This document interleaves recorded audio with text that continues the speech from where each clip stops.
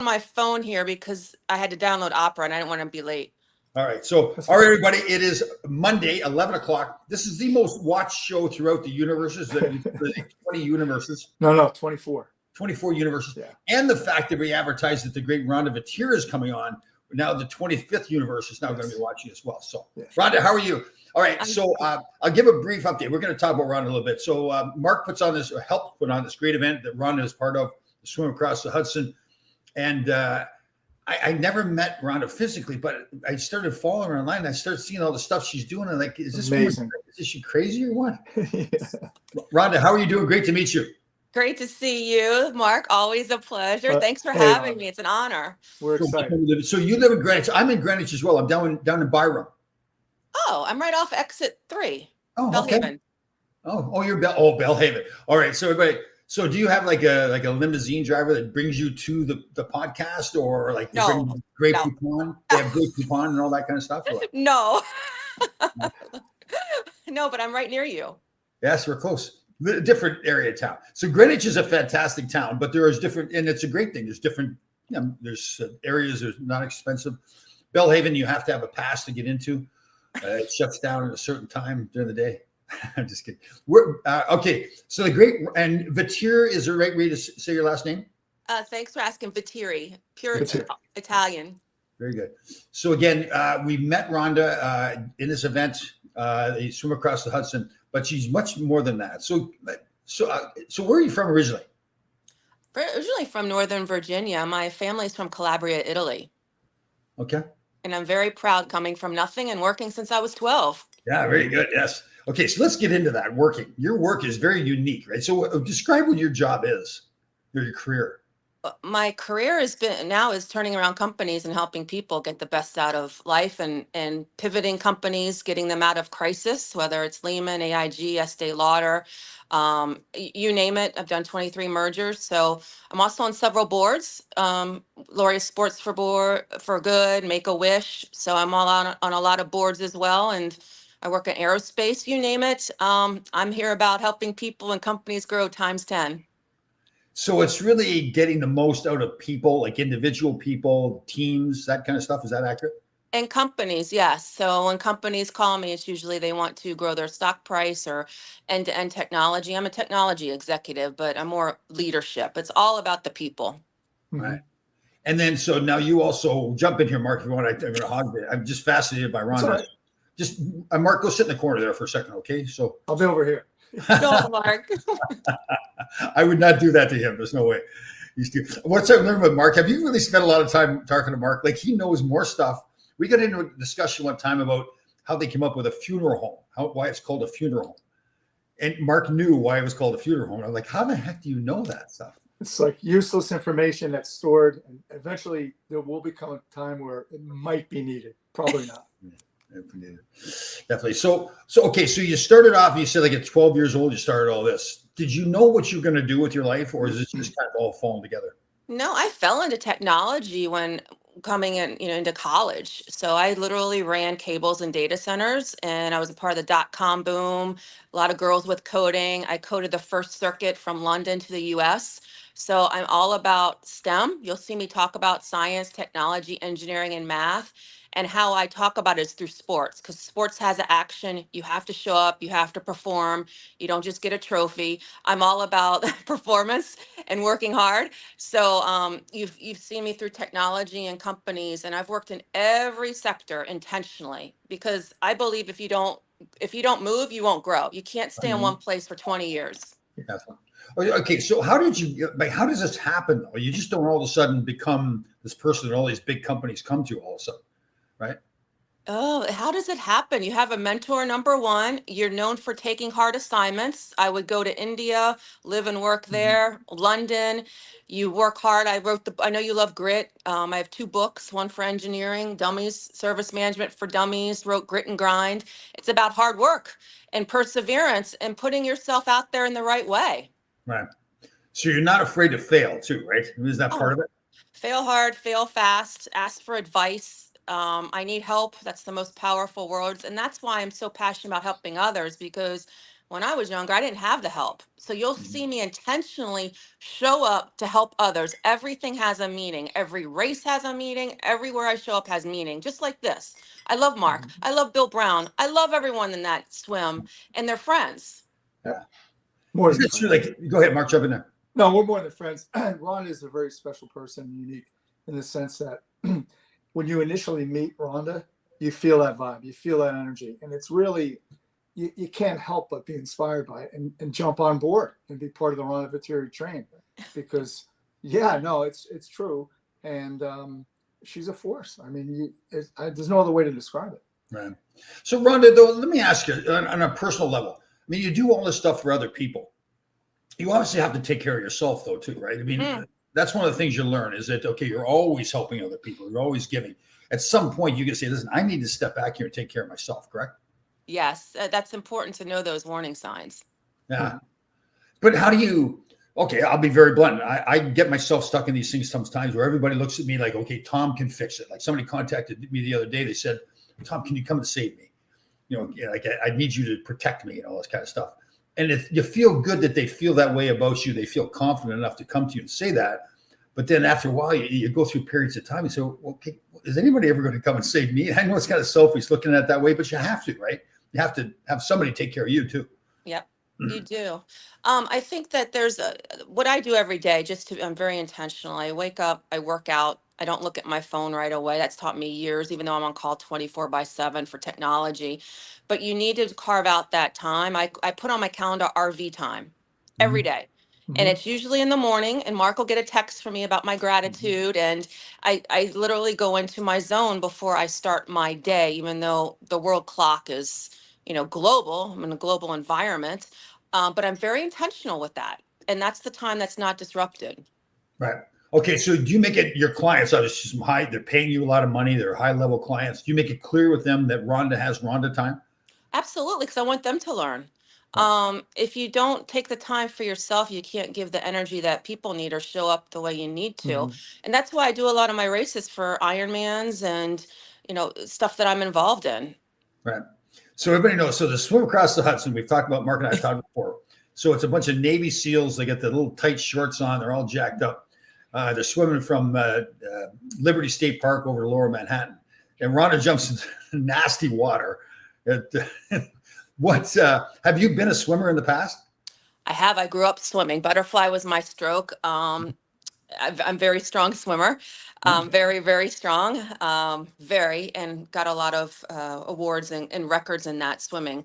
But I had to give it up for a while, Tom and Mark, because I had to put myself through work. So when I got back into it, I've been doing Ironmans. I've done 122 races since 2016, and I have a couple world records, all about helping others and representing all world athletes Ironman for my age group as well. I went to Finland last year. That's why last year I couldn't hang out, Mark, because after the SEAL swim, I was on a plane to Finland for the Ironman World Champions to represent the United States for my female age group.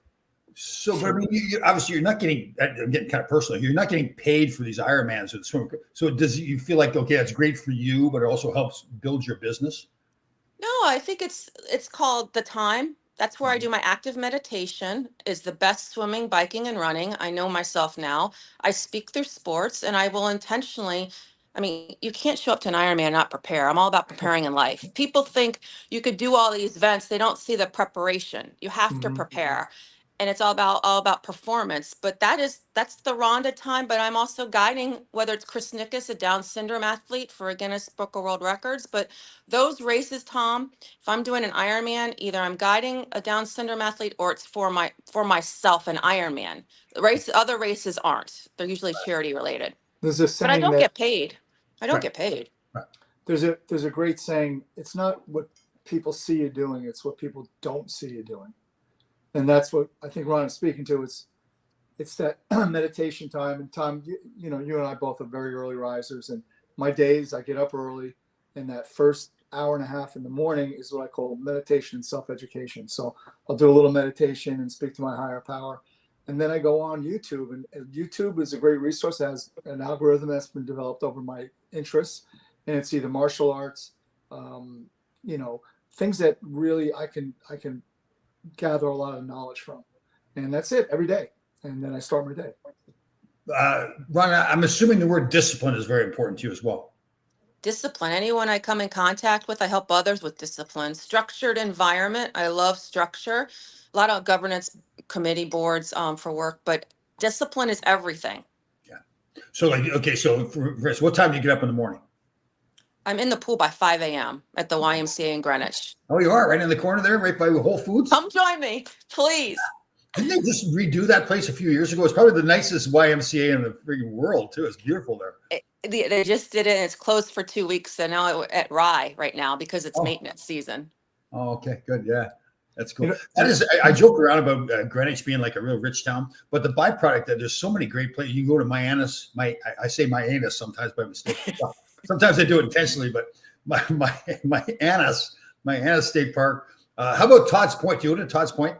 Todd's Point's good for open water swimming, and all that's free. Oh, I know, beautiful. Like in Todd's Point is this. So it hasn't been. If you get a chance to go, it's somewhat limited. It's somewhat a private. Not you can't get in if you're not a resident of Greenwich, but it's a beautiful place. Like walking, being on the beach, and everything. Okay, so I'm going to pick the bone a little bit here. Now, are you a dog person? I'm an animal person overall. Okay, so at Todd's Point, here's this is Tom complaining. So at Todd's Point, they have from, was it January 1st to the end of March, they have where dogs can come on the beach. Do you have a dog? Do you bring your dog to the beach? No, I don't. No. I know where you're going. Oh, that's funny. We have kind of a running joke here. So where I live in a condominium complex down here in Byram. It's fantastic, beautiful place to live. Everybody's got those little dogs, little yappy dogs. So and you know what? Oh, we lost Rhonda there. She'll be back. She's on her phone, so maybe there was a call coming in. Yeah. She's funny. She's a ball of energy, isn't she? She's tremendous. It's ask her about what she does with the young ladies over in Africa that run. It's pretty amazing. Yeah. And we'll get her back on and I'll ask her too. But how did she get involved in the swim across the Hudson? So everybody, Rhonda Vatier has been on with us. She had a little difficulties here. She's a fantastic person. We'll talk more about how to get a hold of her too. But so how does she get involved? Well, here she comes. Hold on, we'll get her back. I don't know entirely, but I know she knows a lot of people. She knows.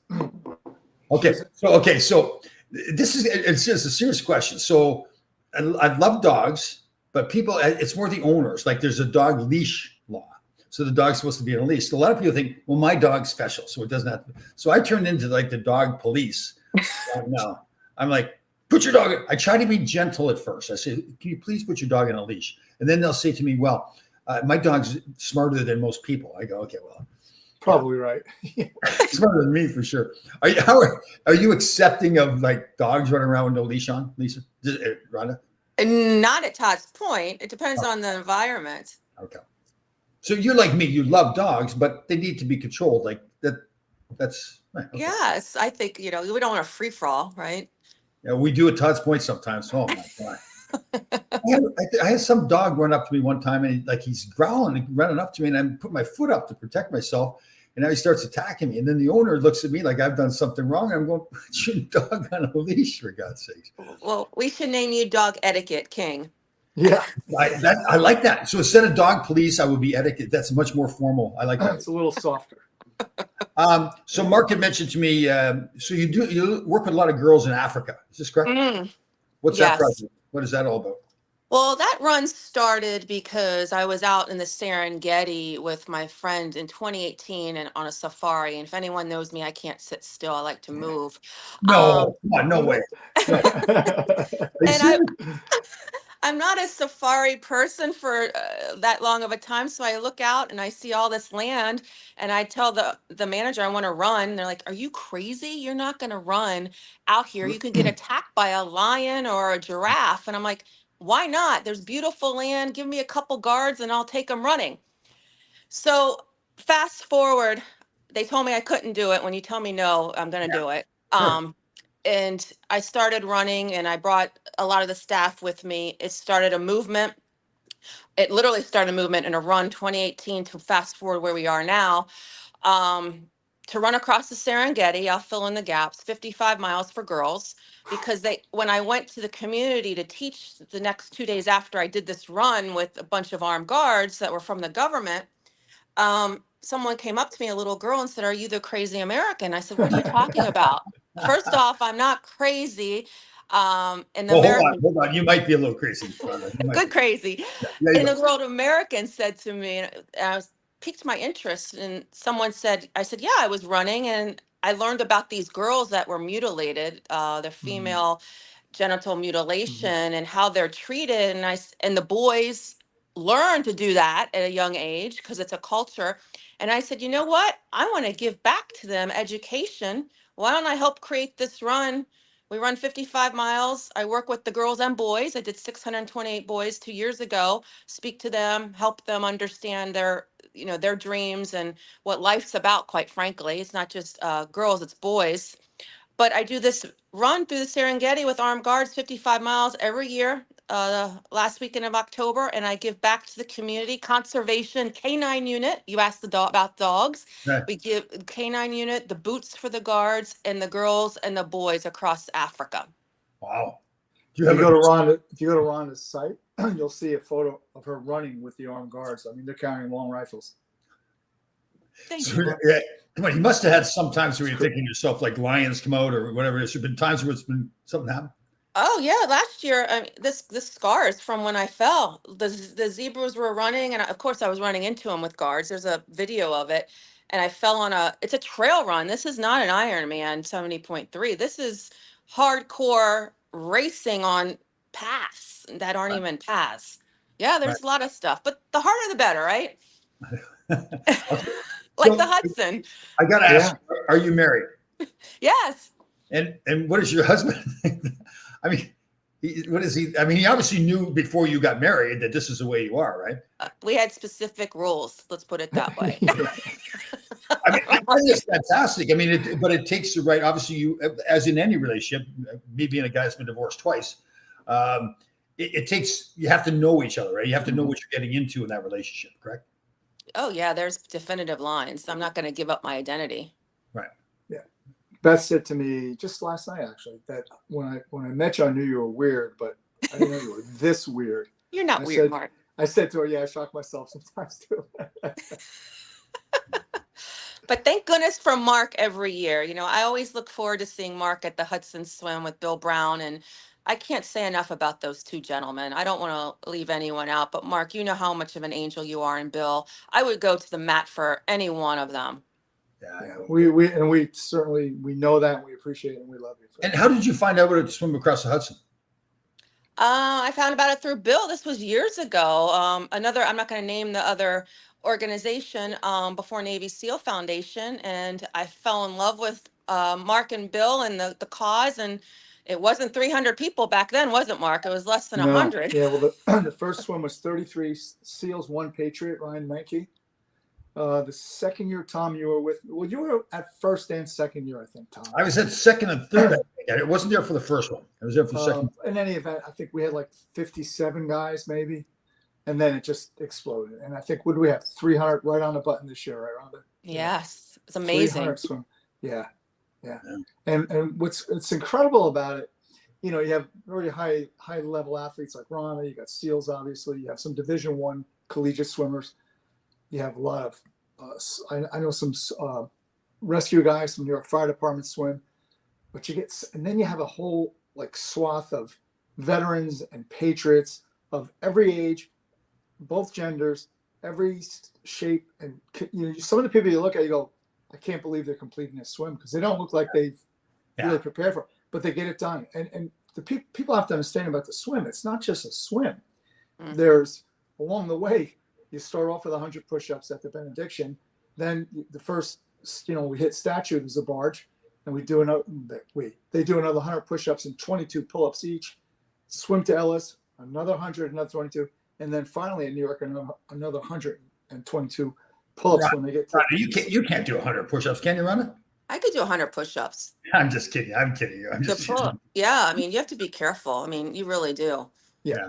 The pull-ups, I mean, girls are girls. We could do what we can here, right, Mark? But yeah, pull-ups, absolutely. yeah.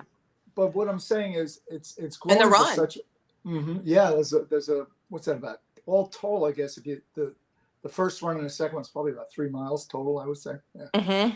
So it's a difficult swim. I mean, Bill Brown, I'll tell you, and he's a SEAL, and he'll tell you this is not an easy swim. It's a pretty emotional thing too. And they all have the benediction there at the start and making all the speeches and everything. Oh, the first time I went there, I didn't anticipate what I was getting myself into. And they started, Bill got up and started speaking. He goes, I love you guys all. I love all the Asian men. I love the black men. I love the white men. I love everybody.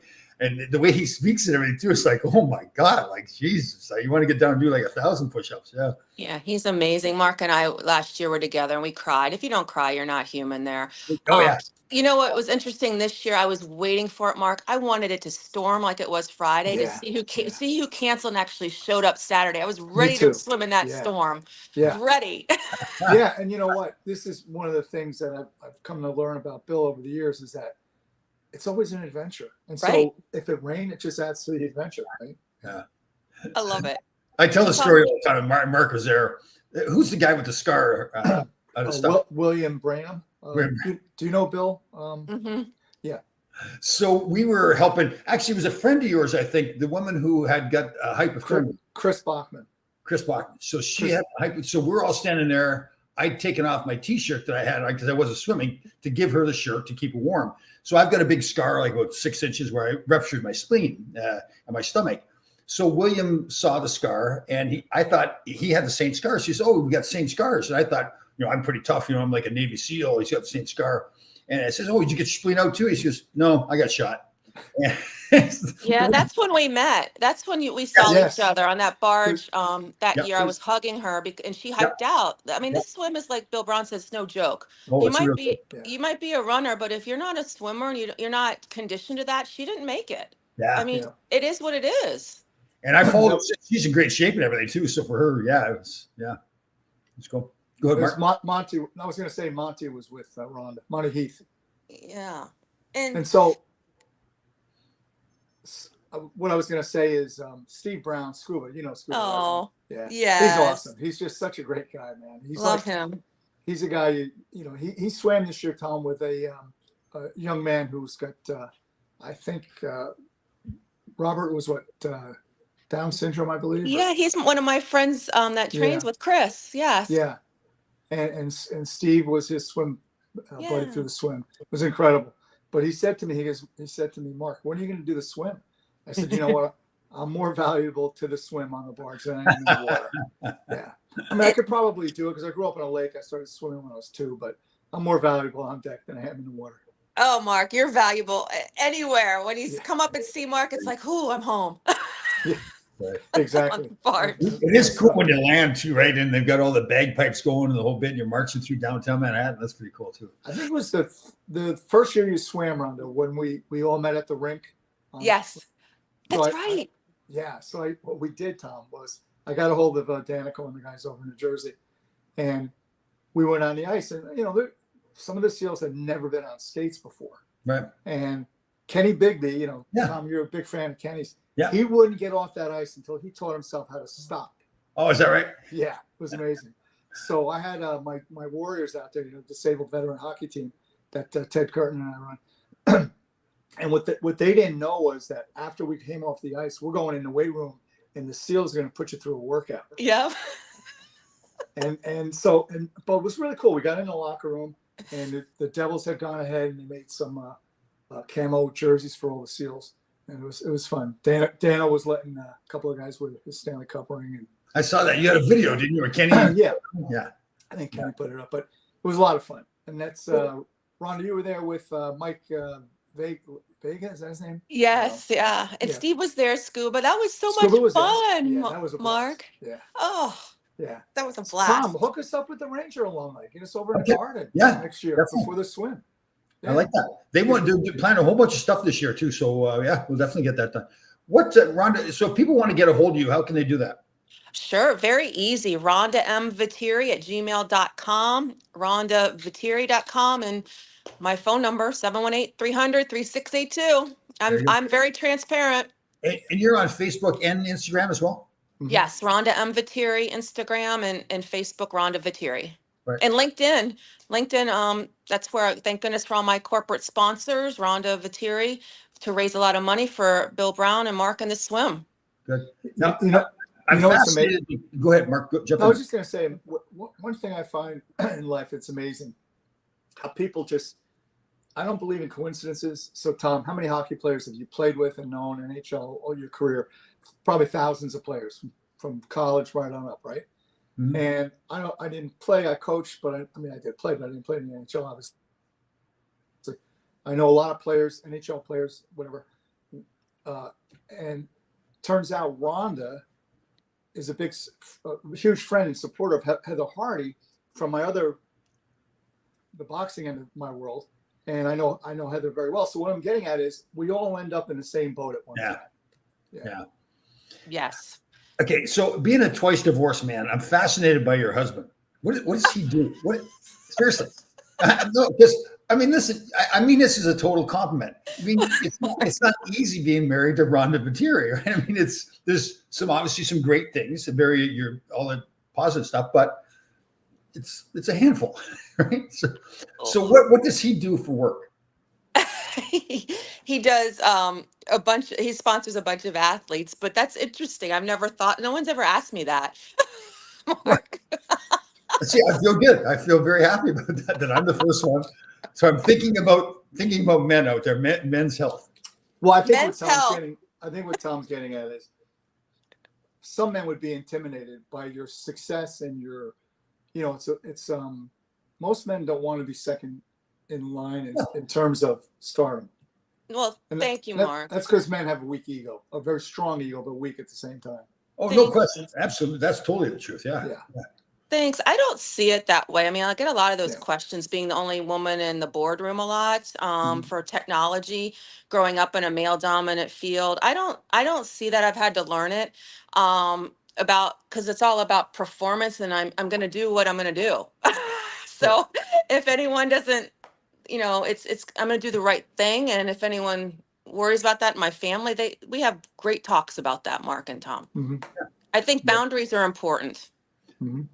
Oh man, have I learned that? I mean, that's something I didn't understand boundaries at all. Like for me, it was more like when I played, I was a captain, assistant captain. I'd win players play. So I was always doing things for everybody else all the time. Then I became an agent. So I was doing the same thing. And then doing all the True Good Life stuff, I was always helping other people, which is fantastic. Just like you, I loved it. I don't know, Ron, do you know Tom is the only Canadian that was on this television show Survivor? I was reading about that. That's fascinating. We need to interview Tom. Yeah, exactly. I'm right. I do that every day in front of the mirror when I get but we need to shine a light on you and talk about your divorces, what you learned. Seriously, we could do a whole show on that. That is the one subject, honest to God. Like I feel totally confident about myself as a man, all that stuff. But when it comes to relationships, my God, like when I asked you the question about your husband, I really mean it as a real compliment to him. That he obviously is very confident in himself, very assured of himself, and realizes you're going to go do your thing, and that's the way the world is, huh? Yeah, deep talks about that, right? I'm sure you all have that. I mean, I'm not going to sacrifice my heart, what I believe in, for other people. Don't ask. The one thing you don't want to ask Tom is about the first NHL game he played in front of his mother, and what he did. All right, so I'll set the scene. So you dream all your life. I'm sure you've had lots of dreams that you've accomplished. So I've dreamed all my life of playing in the National Hockey League. So we go through training camp, and our first game was up in Boston. And I'm supposed to be a big physical player. They've got a tough team. I was so nervous out there that my first game, I shot the puck in my own net, scored on my own goaltender. Right. And it's like you're thinking to yourself, all your dreams have just now been shattered, right? I mean, now they're going to send me home after the game. It's over with. They did not. The next night we went up, we played in Toronto. My parents are from we had a farm outside of Toronto, so my mother and father were there. So again, we're playing this. I'm supposed to be a physical player, and the coach we had was Freddie Shield, this famous guy, loved tough players and everything. So a guy kind of cheap shot at me right in front of our bench. So I stood up and just knocked him out cold. I just totally suckered him, knocked him out cold. So my poor mother was there. And she was devastated, right? Because she's, this is her little son. She's wiped my nose. She's driven me and everything. And she looks at me after the game like this look like, who are you? Like, what happened? But I had to do it. And how big was your mother, Tom?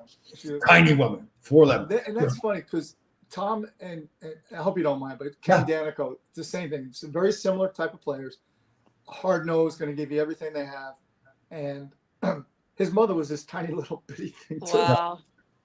But my mother was also the one, and she denied this. She's passed away many years ago. She had lung cancer. But so we actually, it was good because she had like 5 years there where we could talk to her, you know, say goodbye and tell old stories.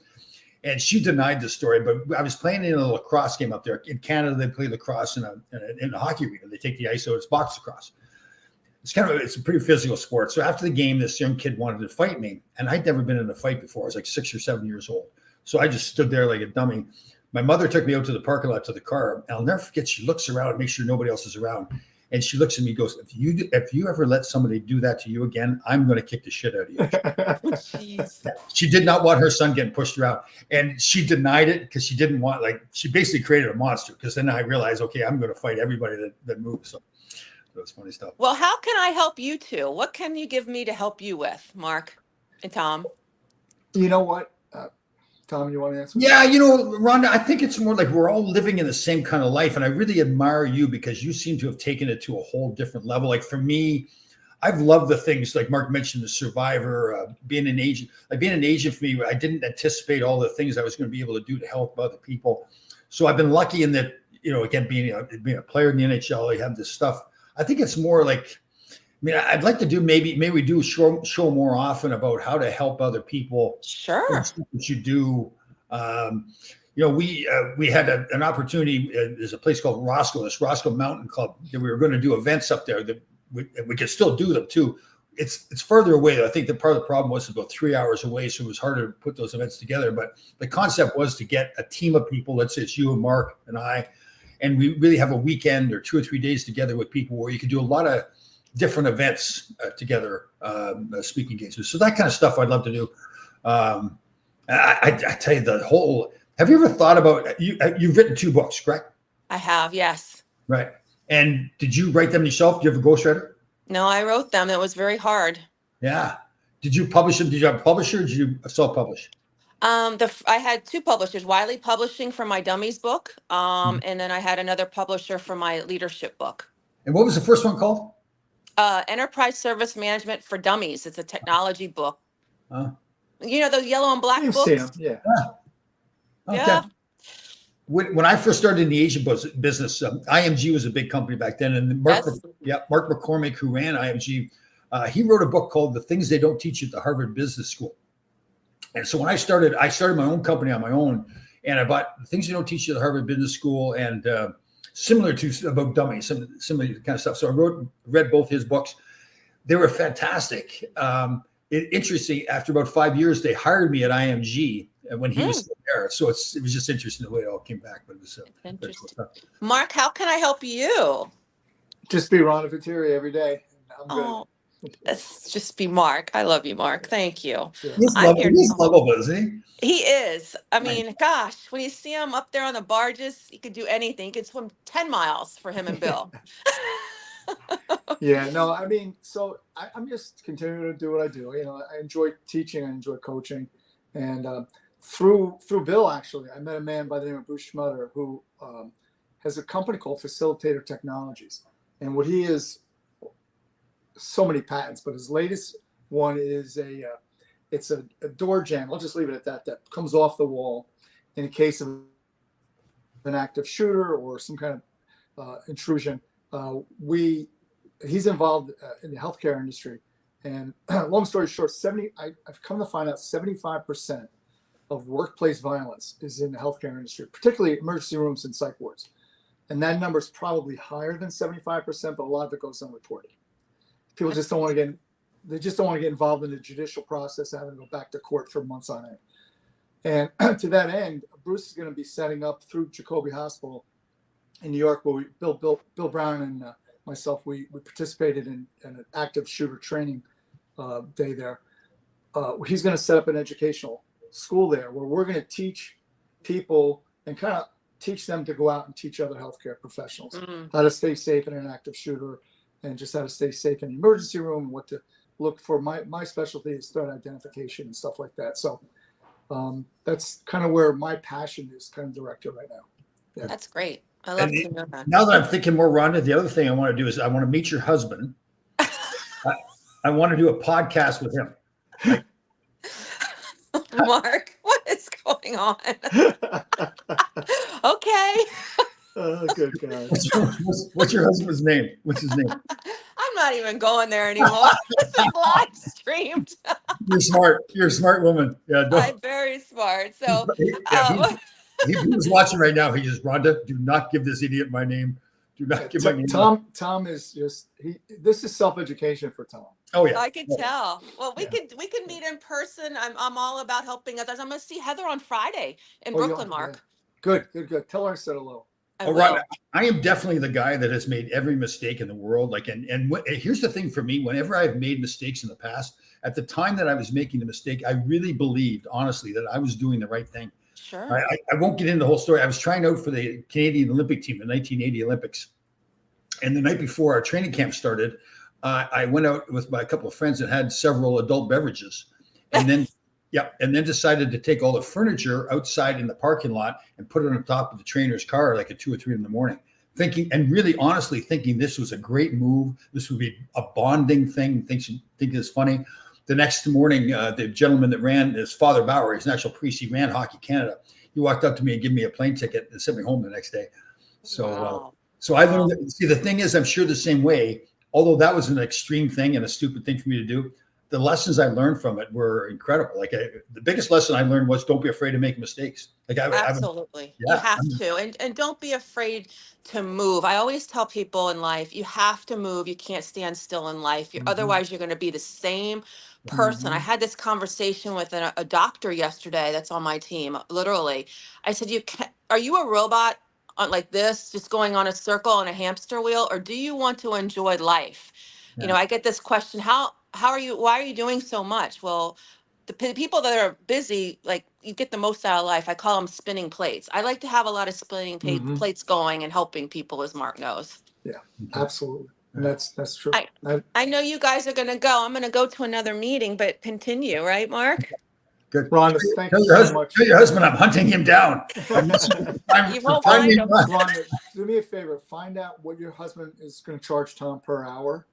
Oh, for relationship consultation. You're not going to find it, Mark. It's deeper than that. There's deeper than that. There's some deep-rooted evil inside me. Well, I'm happy to help. All right. Mark, Thanks, I hope to see you soon. Well, I'll see you in a few weeks. Yes, that's right. September. Yeah, I'm so honored. Yeah, that's maybe awesome. we'll have a great time, and we'll have a even deeper conversation. Yes. All right, Rhonda. Great to talk to you. Thank you. Love you all. Thank you. Thanks, Rhonda. She's funny. She's an amazing person. I mean, like I said, the very first time I met Rhonda, and you just feel the energy, you feel the vibe. Yeah. And it's, sometimes people have a false vibe. Yeah. That's I know that too. Sometimes people are putting on a show. There's so many of those guys online. They look around and see if anybody's listening. Yeah.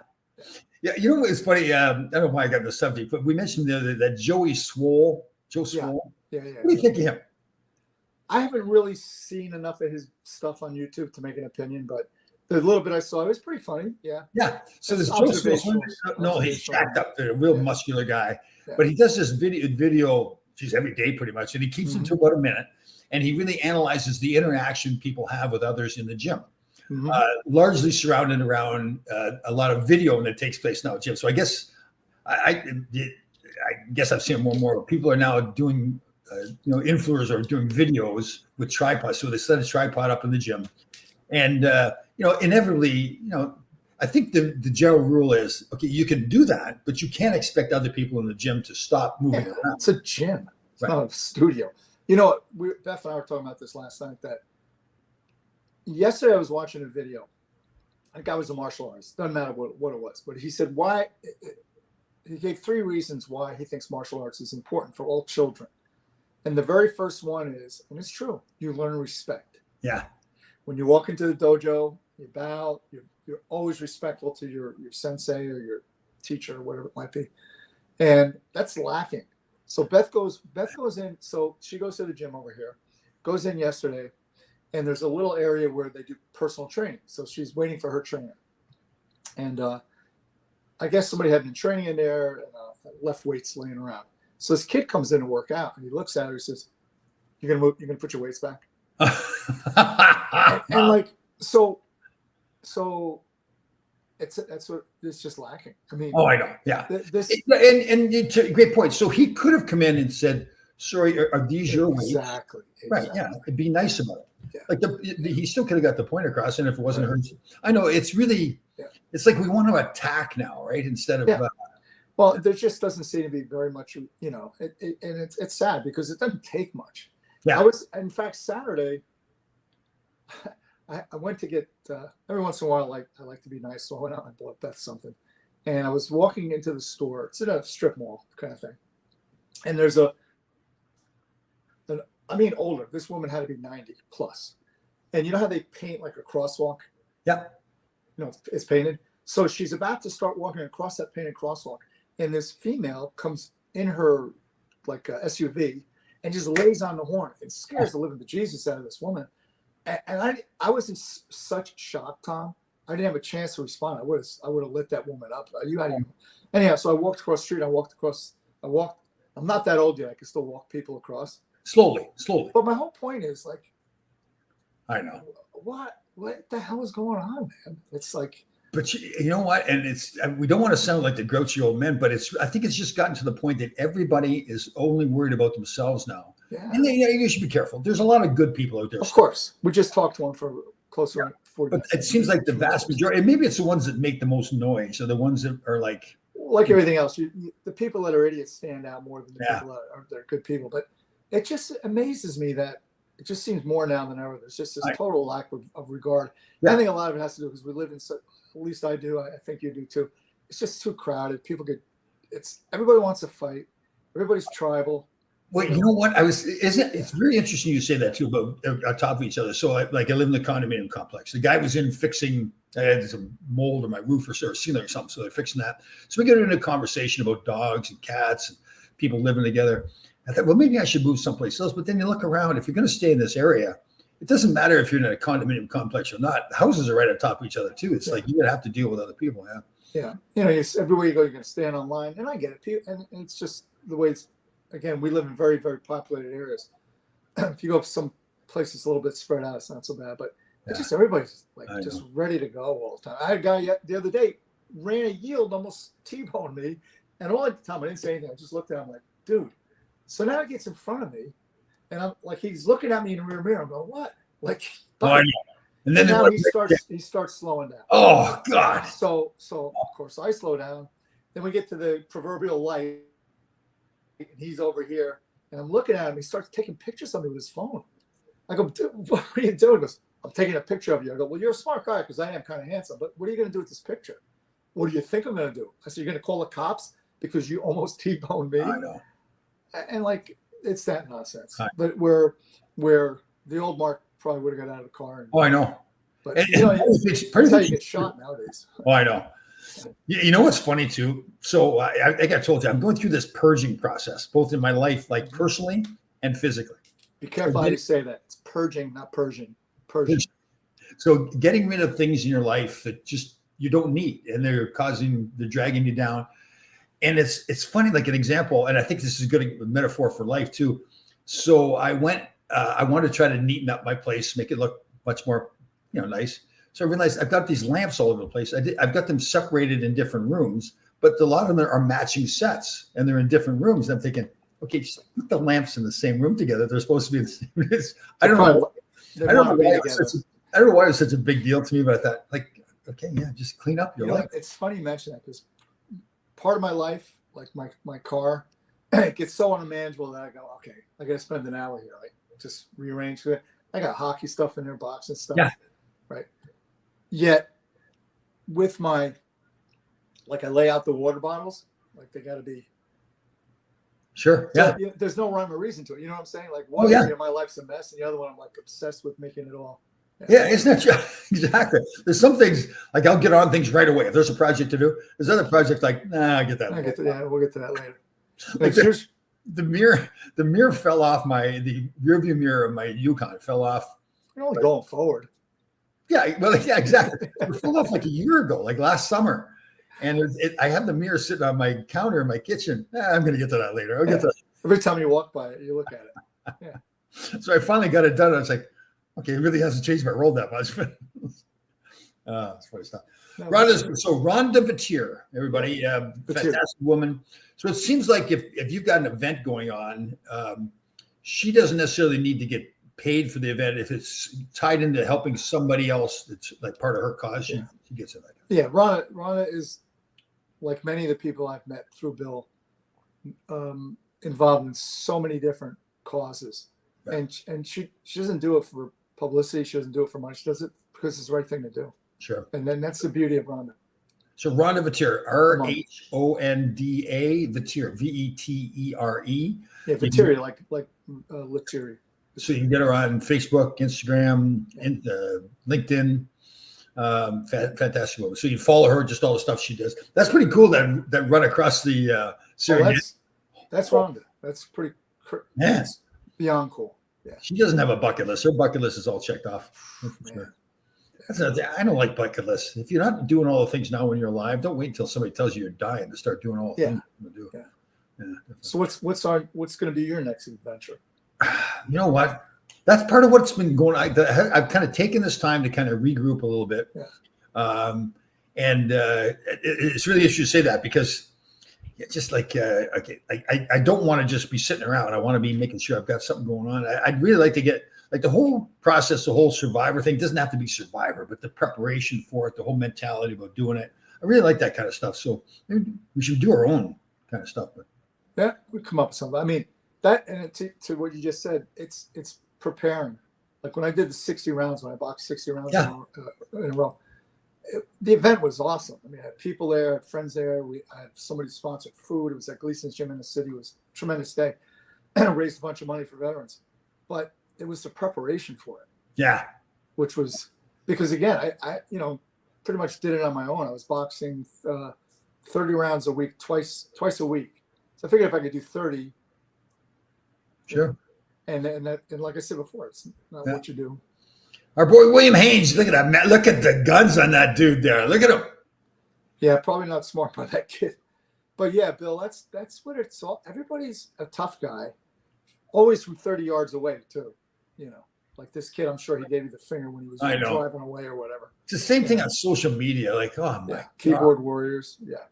Like it's picking on everybody. So they had the Hawk Tour girl. Did you see where she threw out the opening pitch with the Mets? Yeah.